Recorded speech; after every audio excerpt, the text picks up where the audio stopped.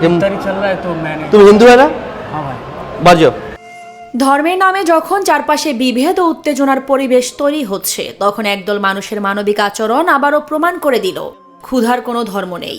সম্প্রতি সামাজিক যোগাযোগ মাধ্যমে পুরনো একটি ভিডিও নতুন করে আলোচনার কেন্দ্রবিন্দুতে এসেছে, যেখানে ধর্মীয় সম্প্রীতির এক অনন্য দৃষ্টান্ত দেখা যায়। ভিডিওটি প্রাঙ্কবাজ নামের একটি ইউটিউব চ্যানেলে প্রকাশিত হয়।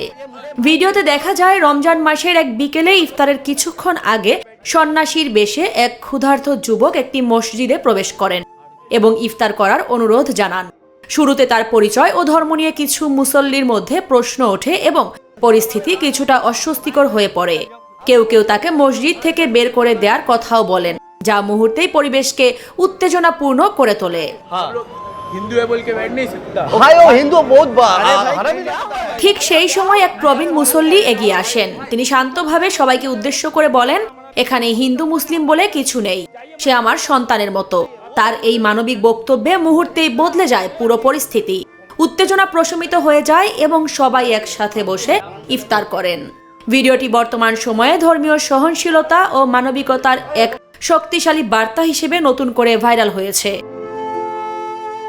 আরিফা আক্তার পুষ্প, নিরপেক্ষ।